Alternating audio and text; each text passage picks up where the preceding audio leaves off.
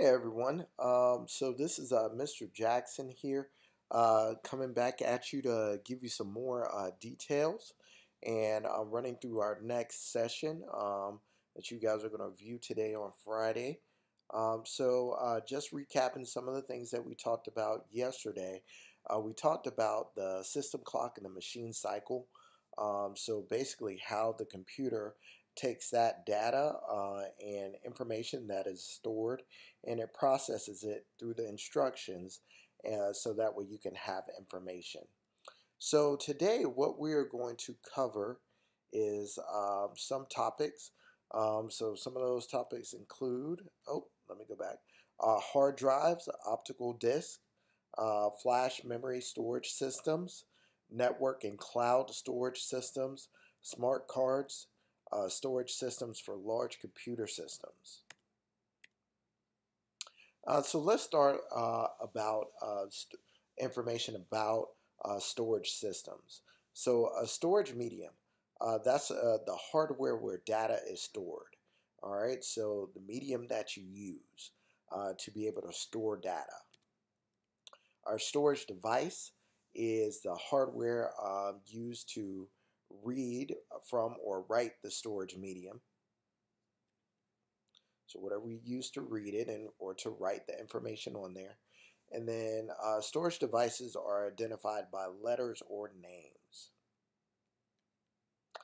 And just give you guys some different options here. There are CD drives that you could actually burn disk onto. You guys seen that before, where you can burn information onto them. And then we have our USBs that we talked about earlier. So those are just a few different type of devices. So you have to have that storage medium. So what are you going to use? What type of hardware are you going to use? And the storage device is that device that you use for storage of information. So moving on to hard drives. The hard drive is used to store most programs and data on your computer. And so a magnetic hard drive uses metal disk on which data is stored. So that's kind of the way most hard drives are, is that they do have like metal disks that are magnetic within them. And that magnetic process allows data to be stored on them. So they're organized into tracks, sectors, and clusters and cylinders. And then disk access time is the time that's needed for a hard drive to read or write data. So whenever you're having your hard drive do something, that's the disk access time. So how long does it take for it to process that information? Your disk cache is memory used in conjunction with the magnetic hard drive to improve the system of performance. And we talked about the cache and the memory. Yesterday we talked about when our computer is slowing down, right? We want to clear our cache because that's a part of our memory, and that slows the computer down as it starts to fill up. So this is an example of what these kind of magnetic hard drives look like. All right, so you got your hard disk here. They're usually several hard disk surfaces on which the store of data. We got our mounting shaft, which mounts your hard disk. Almost looks like a kind of like a little CD-ROM, right? We have our sealed drive. The hard disk and drive mechanisms are hermetically sealed inside the case, and that ensures that there's no movement. So even when you have our rough lives with our computers, where we're moving them from here to there, the information inside here or the stuff inside here is not going to move. And so you got the read and write heads, so that way it can read and write on information onto the surface. And then you have the access mechanism. So the access mechanism moves and reads the write heads in and out. So when it's time for it to read information and when it's time for it to write information onto the disk. So continuing to talk a little bit more about it, The solid state drive, SSD, if you heard of that, uses flash memory chips instead of metal hard disk. So that's a little bit different there. Data is stored in a flash memory chip located inside the drive. So this one basically has no moving parts, so not subject to mechanical failure that you may see with other parts that are on the computer. There's no movement in it, just like we seen with this hard drive here that it does move back and forth. All right, so your SSD is one of those systems that is just chips. There's no movement in it, so there's no room for errors. Hybrid hard drive, solid state hybrid hard drive. So they use both the flash memory, which that uses the chips, and then also the magnetic, which is a hard disk,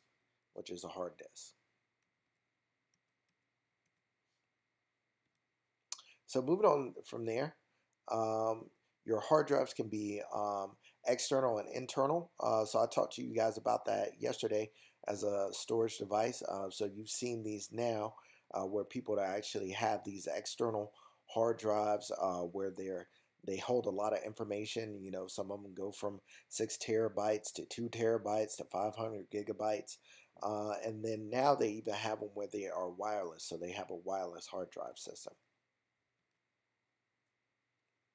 And so they can have also built-in encryption. So you have to have a certain access to be able to obtain information from them. So they do have that as well.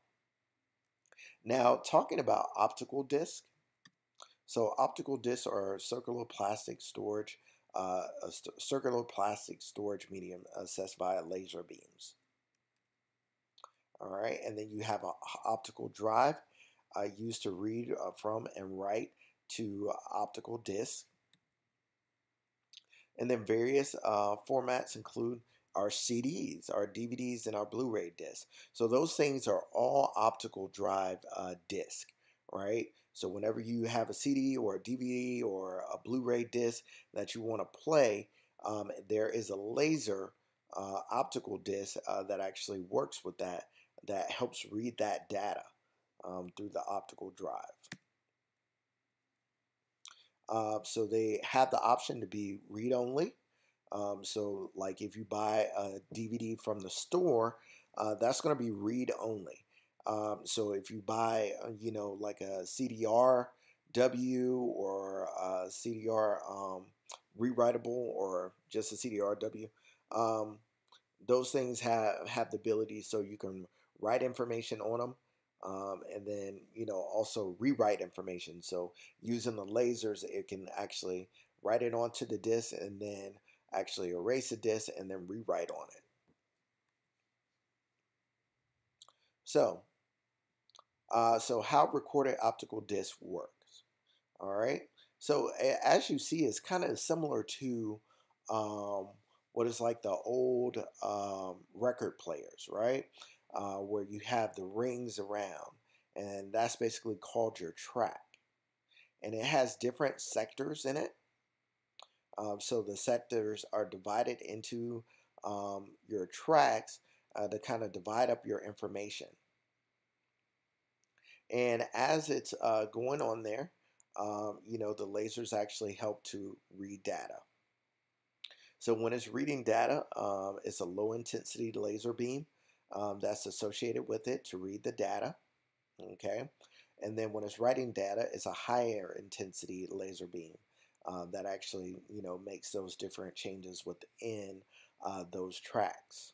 All right. So this is kind of really similar to the way a record player works. With a record player, it's where it has a needle and then it reads slowly those tracks as they go along. So kind of similar there. Flash memory storage systems. So there is an embedded flash memory. Flash memory chips that are embedded into products. So there are a lot of those. We have those in our smartphones. Okay, so we have embedded flash memory chips in our smartphones or any other digital devices. So they use a near field communications. We have flash memory cards or small memory, the medium devices like our SD cards. You know, whenever you want to put that, maybe some people like to put that into their tablets or what have you to expand the memory that they're able to use with it. And just like so, it's inserted into the device. Now, the USB flash drive, we've already talked about that before. It's just a small storage medium that contains a flash memory chip. So it has the chip. It doesn't have that large working, magnetic hard drive. So it's just a chip that's in there that uses a USB port to go ahead and connect in, and we can share information that way. And here are some examples of those different types of chips. So we got our SD cards, we got compact flash cards. Um, so you know the micro SD cards, which are really super tiny. And you can actually see this is also similar to what you guys see in your phones, right? So USB flash drives, these are just some examples of what they look like. You've guys seen these probably plenty of times before. Now, network and cloud storage systems. So a network storage is use of a storage device that is accessed through a local area network. And we talked a little bit before in our previous chapter, I think in chapter 1, about how the schools have different network locations. Businesses have different local area networks. So there are storage locations in those networks that is used. Through like a server, like we talked about. So, network attached storage devices are connected individually into the network of the local network. The storage area network is a network of storage devices connected to the local area network. So we got our NAS, which is individual, all right, and then your SA network, which is kind of like a few devices connected together.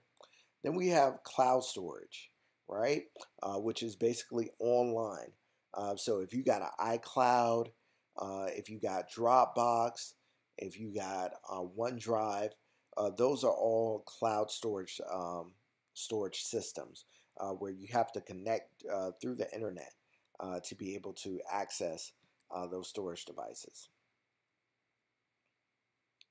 And so, yep, another example of Google Docs, Google Drive. So all those online storage devices.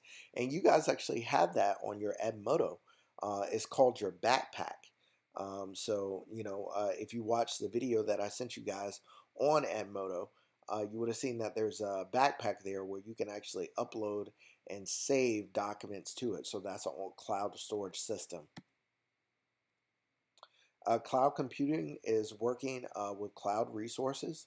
That's just like our using Google Docs or using actually Microsoft Word now has a system where you can work on a cloud, so you can actually work together with other people through an online network. So smart cards. Smart cards are credit card size card that has a built-in computer security um, circuit system that we use, right? So now, if you have a debit card or if your parents have a debit card, it has a chip on it, and those are extra security measures that are associated with it. If you have like an ID card to get into a building or what have you, or whenever you ride on the subway, and if you have like a Metro card or something like that, you can use it through that kind of circuit system. And these are just some of the examples that are out there. ID cards, credit and debit cards, access cards to facilities, transit cards. So a lot of those things. Now moving on to storage systems for large computer systems. Businesses and other organizations have tremendous storage needs, right? All businesses and school boards and local businesses, even a car dealership, they all have storage needs. They need to be able to save data. So storage for large computer systems often consists of a storage server containing multiple hard drives, right?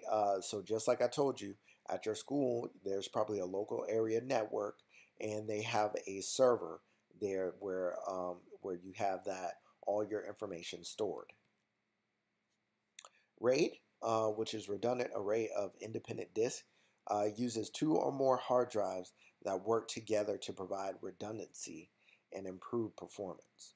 All right. That is totally about improved performance. So when you got two hard drives that kind of work together you know, two is better than one.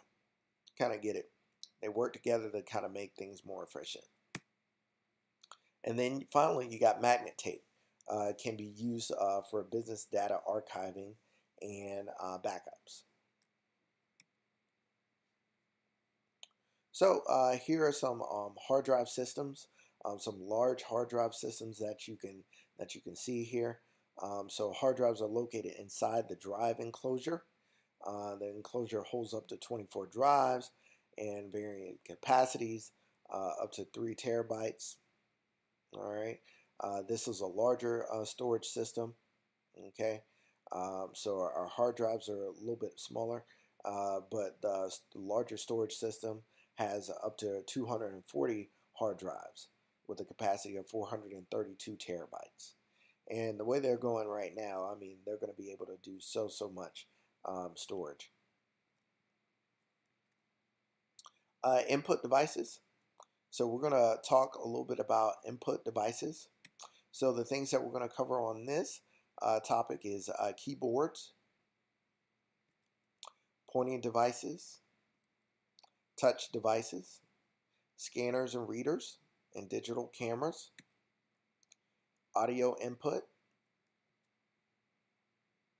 So about input devices. So an input device is any hardware that's used to enter the data into a computer, right? So we use the keyboards, we connect it in through our USB ports now. There used to be an old keyboard connector, but whatever we go ahead and input into our device as a use of including storage of information or transmitting data to be used to create information.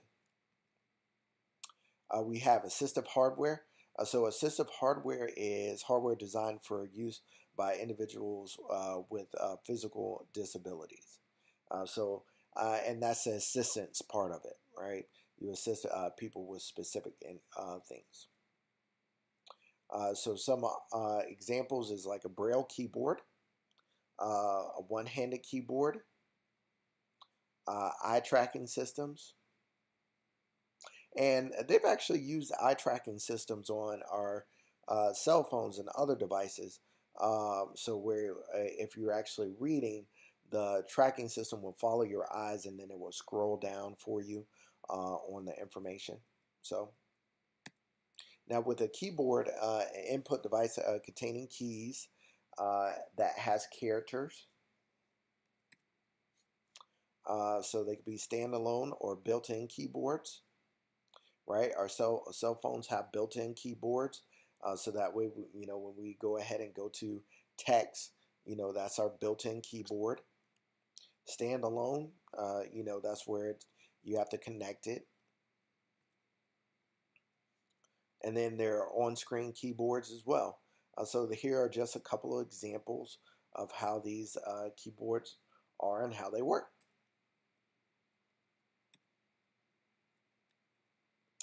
And a universal keyboard can be used with computers, tablets, smartphones, so just anything that you can connect it to. I actually have a keyboard that I use for my cell phone that is just wireless, and I connect it through Bluetooth, and I'm able to type out wherever I'm at. Pointing devices. So a pointing device is an input device used to move an on-screen pointer, right? To enable the user to select and manipulate objects. So if you guess that that's a mouse, then you're correct. All right, so just a traditional mouse. So that's a pointing device, and it has a surface there that you have to have it on for it to be able to identify where that cursor will be on the plane or on your actual desktop screen.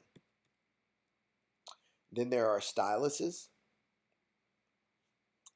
So, that has a specific point where you can actually select things.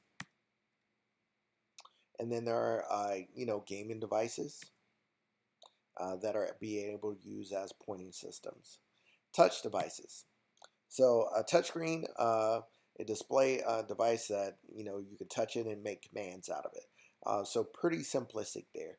You're seeing a lot of computers and a lot of tablet computers that have that capability now, where you can go ahead and use touch.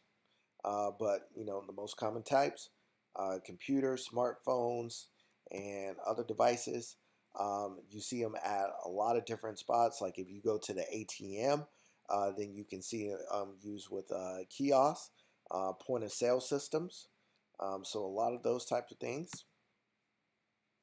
And then touchpad. Touchpad is a sensitive pointing device used with a fingertip. So that's when we go to the ATM and we touch it with our hands.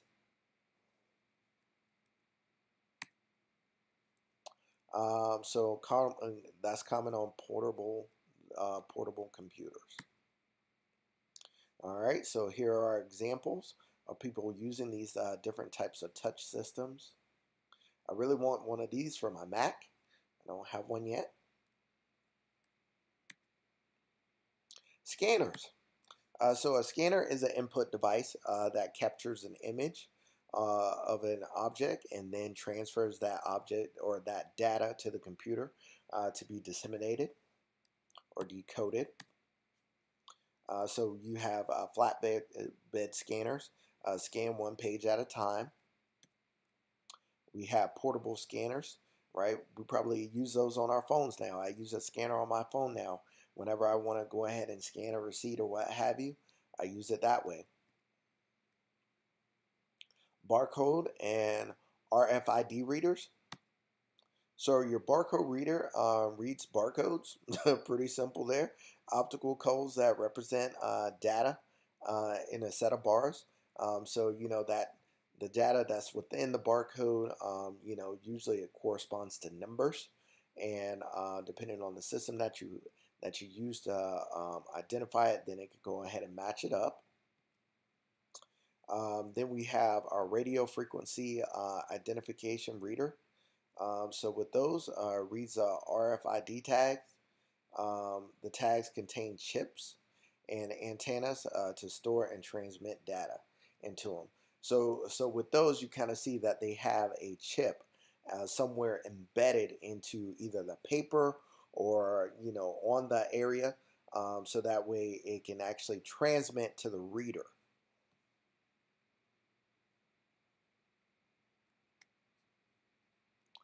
Other readers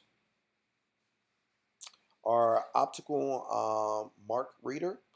So this reads data from the optical mark, like on Scantron forms. Whenever we have to use like a number 2 pencil for a Scantron, and then we go ahead and bubble in an answer.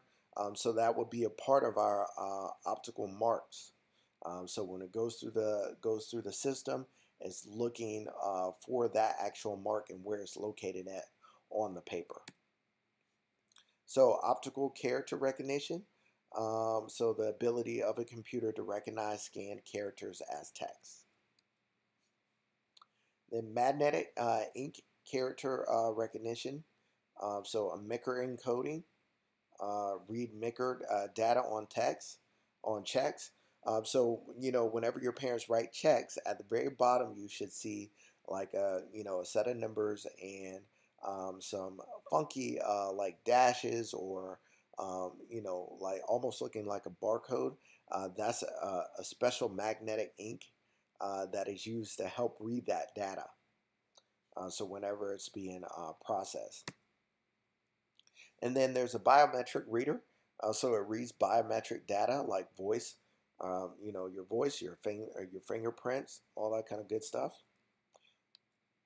And we use biometric data. Like sometimes I will use like talk to text. So that's kind of like a biometric reader because it's reading my voice, transmitting the data into information, and then placing it out onto like my cell phone. Oh.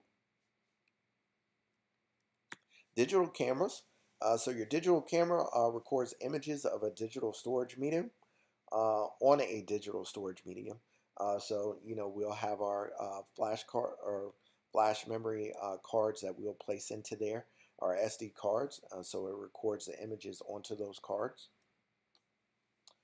So they can be standalone, take still photos, moving video, or both. So you could do a lot with those different types of storage devices and cameras. And then they're also often integrated into other devices such as smartphones. So we often have like a camera in our cell phone. We have cameras on our tablets, etc. Audio input. So audio input is the most often voice or music used. All right, so you have a speech recognition system. Talked a little bit about that before. A speech recognition system enables a computer to recognize a voice, kind of a little bit of like that biometric system. So the user speaks into the microphone. The analog digital converter converts the sound. And then the voice recognition software kind of identifies the different words in it. And then the spoken words appear on text.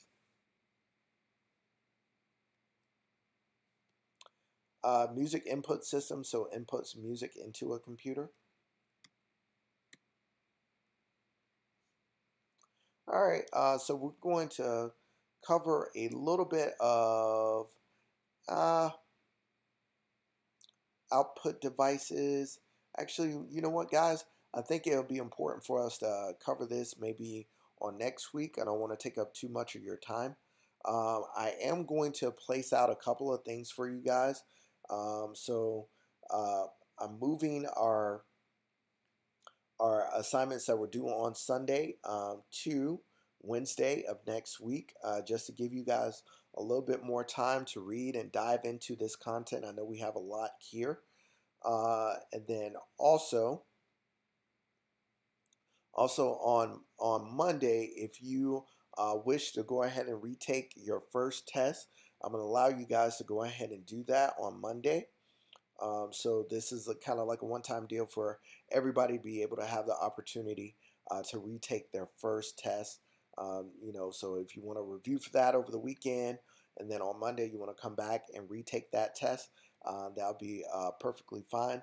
And then I'm also going to send some review questions out to you off of this chapter, so that way you can start working on those. So that way you can get into the mindset of what is what within these different devices. So I'm going to be sending you guys out an email with more of that information. And, I'll look forward to revisiting with you guys as we go along today. So until I see you in a little bit.